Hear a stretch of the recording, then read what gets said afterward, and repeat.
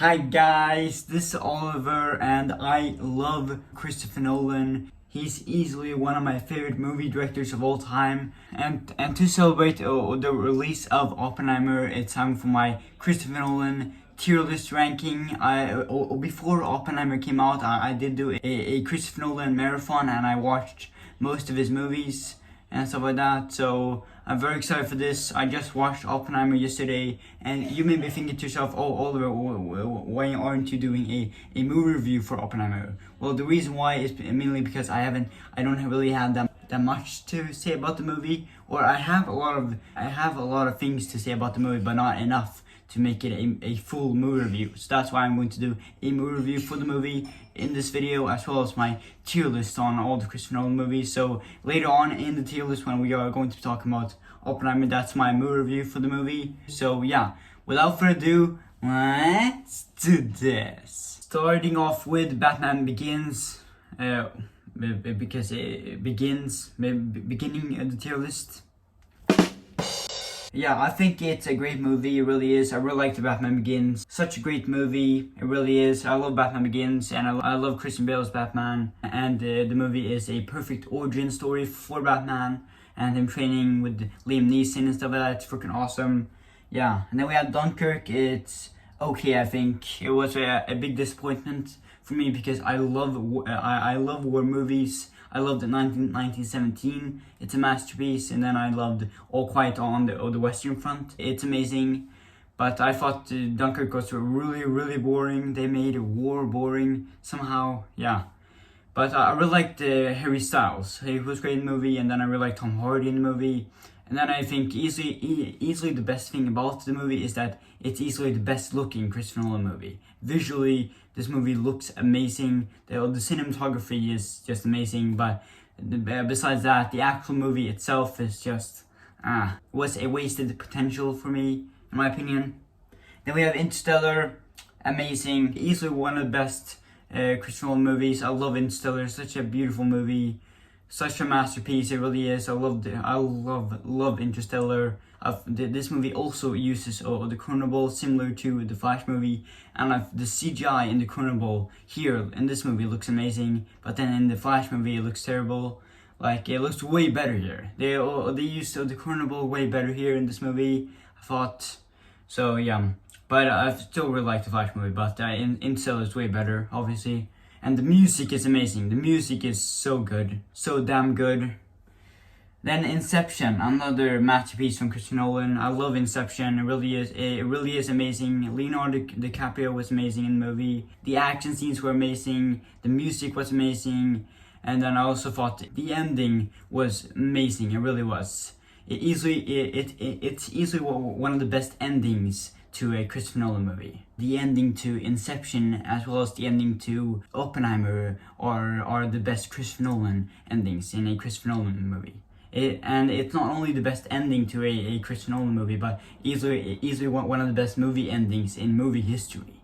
It really is that good. Such a beautiful ending, especially with the beautiful music at the end of that. Just love it. Yeah. Next up we have The Dark Knight Rises. Also such a great movie, it really is. The cinematography is amazing. It's easily the best looking Christopher Nolan movie, I think, and I loved Bane. Tom Hardy was amazing as Bane, he really is.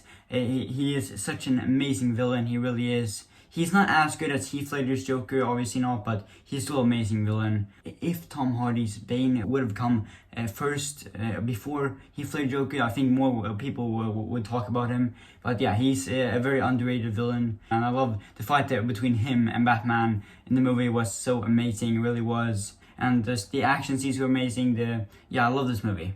This movie is a perfect ending to the Dark Knight trilogy. Yeah, such an amazing trilogy. And then we have Tenet, and I think it's great. I really like Tenet. Well, I think Dark Knight Rises is better, actually. But yeah, I really like Tenet.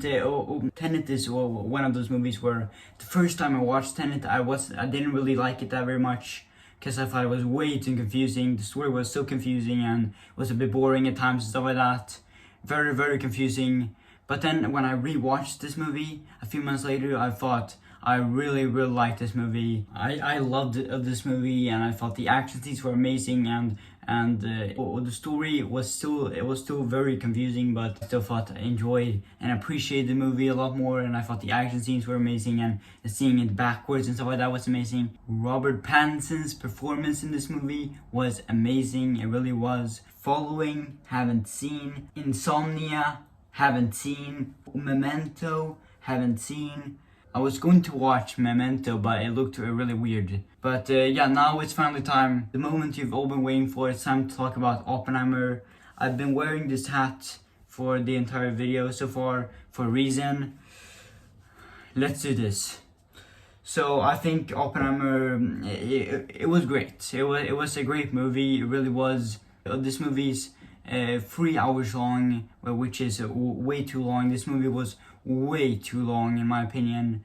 Like I thought that the first 2 hours of the movie were amazing. They really were. After the first 2 hours of the movie, I was ready to put it on top on the amazing tier. But then I thought the third hour of the movie was really boring, and a lot of dialogue wasn't as good.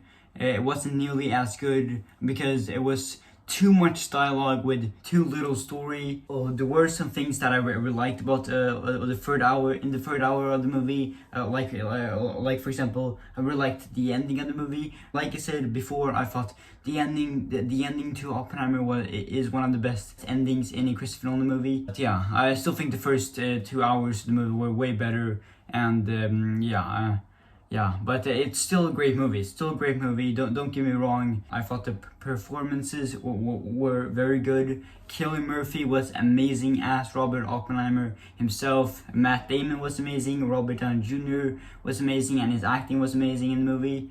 And then also, Emily Blunt was amazing. Florence Pugh was amazing. Jack Quaid was amazing. I love Jack Quaid as an actor. I loved him in The Boys, and I loved him in Scream, and I loved him yet again in this movie. All the actors did an amazing job, as well as some amazing appearances from other actors, like for example the Polka Dot Man actor, and the Roderick from Diary of a Wimpy Kid. He was in a little bit of this movie, which was freaking awesome. It's insane that he's in a drama movie like this. He went from Diary of a Wimpy Kid to this, which is one of the craziest movie careers for an actor, like Jesus Christ. But he was great in the movie. I wish he was more in the movie, but he was great. He was great in the movie. Really great. So yeah, and I also really liked Albert Einstein. And fun fact, the actor who played Albert Einstein in this movie, he was also in The Dark Knight Rises.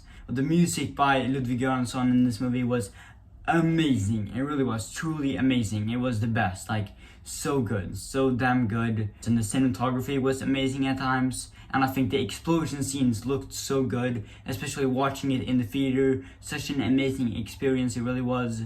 Yeah, truly amazing.